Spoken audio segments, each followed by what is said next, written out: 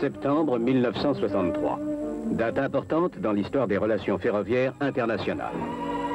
La capitale française accueille les personnalités belges venues consacrer officiellement la mise sous tension de l'axe Paris-Bruxelles. Monsieur Jacquet, ministre des Transports, Monsieur Ségala, président de la SNCF, et Darjoux, directeur général, reçoivent Monsieur Bertrand, ministre belge des Communications, Monsieur Claes, président de la SNCB, et De Vos, directeur général des chemins de fer belges.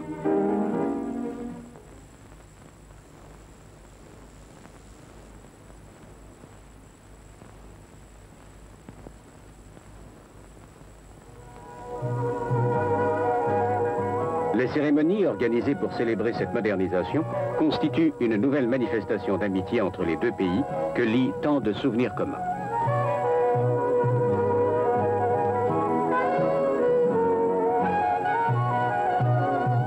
C'est grâce à une étroite collaboration entre les administrations intéressées qu'ont pu être menés à bonne fin les travaux d'électrification de part et d'autre de la frontière.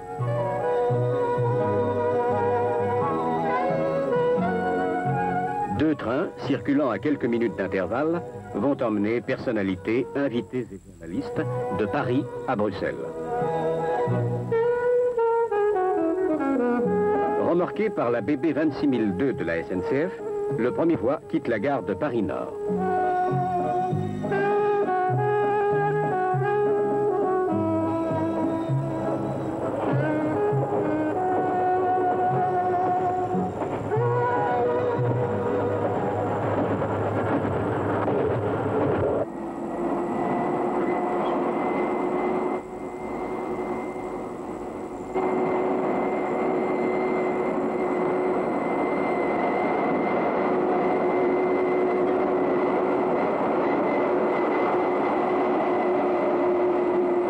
La BB 150011, en tête du deuxième train spécial, sera la première locomotive électrique belge à effectuer de bout en bout le parcours Paris-Bruxelles.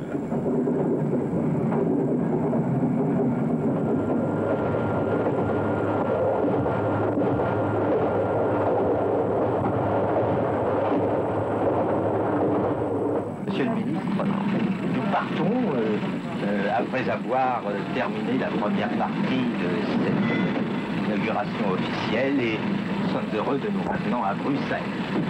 Bien, Monsieur le Président, je dois vous dire que je me sens très heureux aujourd'hui que je considère cette inauguration comme vraiment un renforcement des liens amicaux entre la France et la Belgique.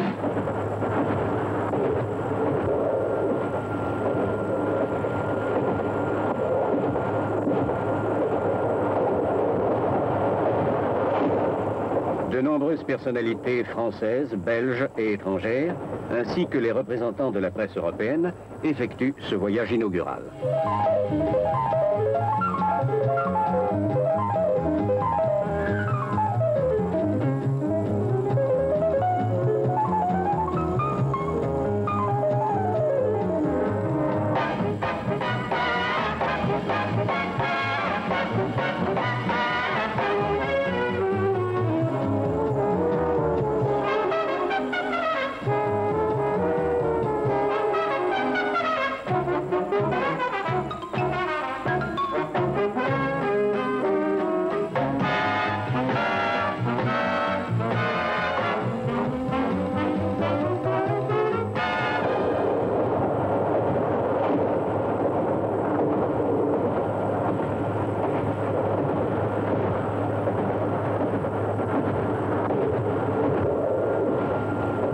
la jonction des deux réseaux, où le courant continu 3000 volts succède au courant monophasé 25 000 volts, la SNCB a réalisé un équipement permettant le passage sans ralentissement des locomotives polycourants grâce à un changement de pantographe commandé par une manœuvre très simple.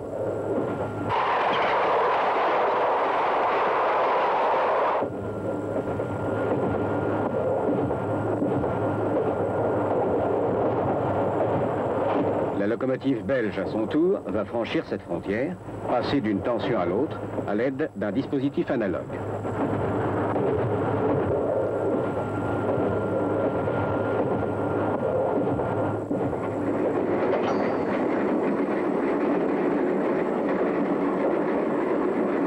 Monsieur le Président, je suis très content de ce voyage. Cette manifestation est techniquement parfaitement réussie. Et je tiens beaucoup à en féliciter, bien sûr, d'abord le président de la SNCF. Je féliciterai tout à l'heure aussi, à Bruxelles, les représentants belges.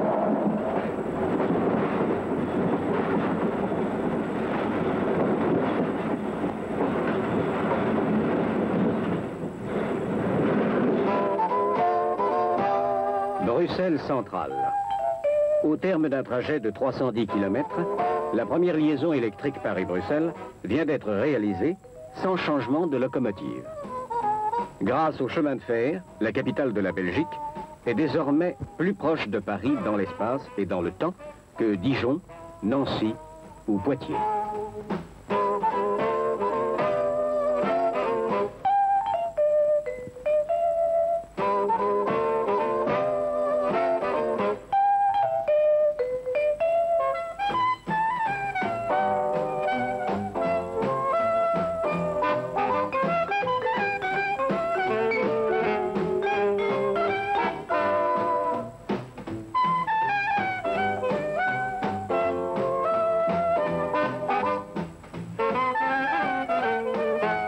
La locomotive belge et son convoi entrent à leur tour en gare de Bruxelles centrale. Nouvel hommage à la solidarité franco-belge. Une cérémonie simple mais digne va rassembler dans un recueillement unanime, officiel et invité des deux pays.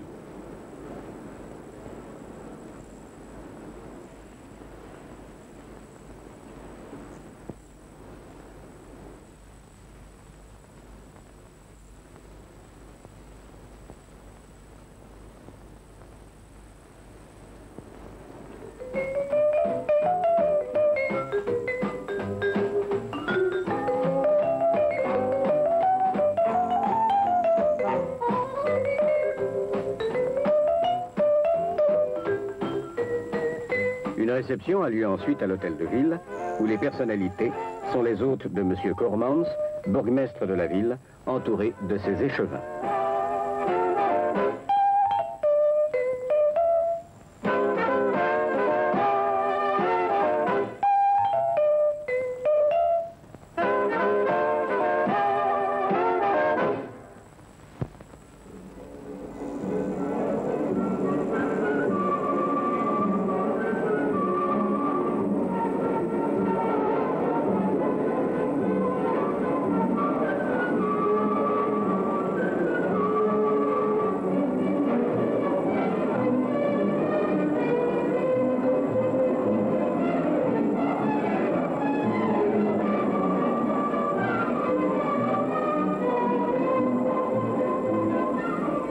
Monsieur Gaston Claes, président du comité permanent de la Société nationale des chemins de fer belges.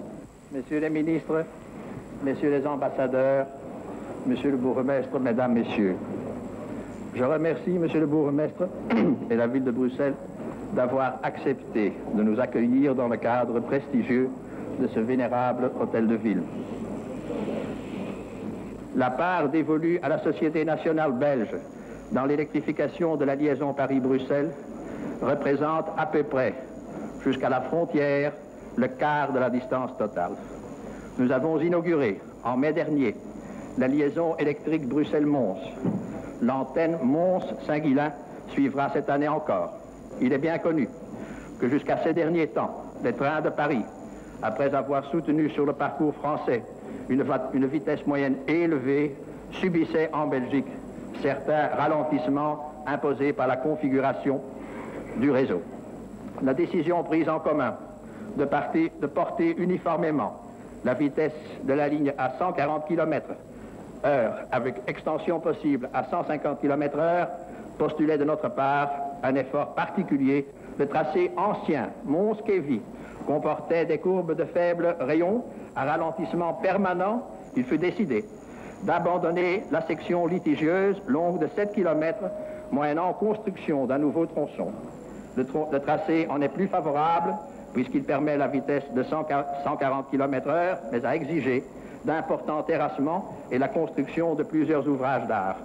Une autre difficulté nous attendait sur la section Mons-Kévy. La dualité des tensions, courant continu 3000 volts en Belgique, courant alternatif 25 000 volts à 50 périodes en France, posait le problème de la rencontre des lignes de contact belges et françaises. Les techniciens belges ont étudié le problème et mis au point des solutions qui ont été agréées par les services français responsables de la sécurité des locomotives à 25 000 volts. Si tout à l'heure, nous avons franchi Kévy sans arrêt, et probablement sans que vous vous en soyez rendu compte de l'importance particulière des équipements destinés à résoudre les problèmes locaux, c'est que nos trains étaient remorqués par des locomotives polycourants. Elles ont pu, moyennant une manœuvre interne au passage de la section neutre, modifier leur circuit pour passer de l'alimentation à 25 000 volts alternatifs à 3 000 volts continus sans interrompre leur marche.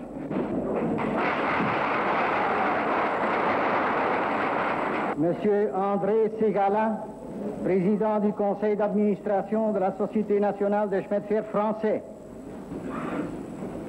Monsieur le bourgmestre, messieurs les ministres, Excellences, Mesdames, Messieurs, les trafics importants qui circulent sur la section Crayeaules-Noix justifiaient par eux-mêmes qu'on fit passer sous le régime de la traction électrique cette section, car, comme vous le savez, ce mode de traction est le mieux placé pour écouler économiquement les forts débits. Du moment même où, de leur côté, nos amis belges poussaient leur caténaire jusqu'à Mons, la jonction entre les deux électrifications ne portait plus que sur un petit parcours.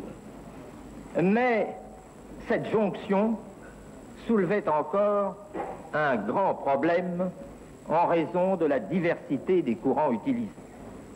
C'est pour régler ce problème qu'ont été construites, en Belgique comme en France, les locomotives tricourants qui nous ont amenés tout à l'heure jusqu'à Bruxelles, effaçant la frontière technique.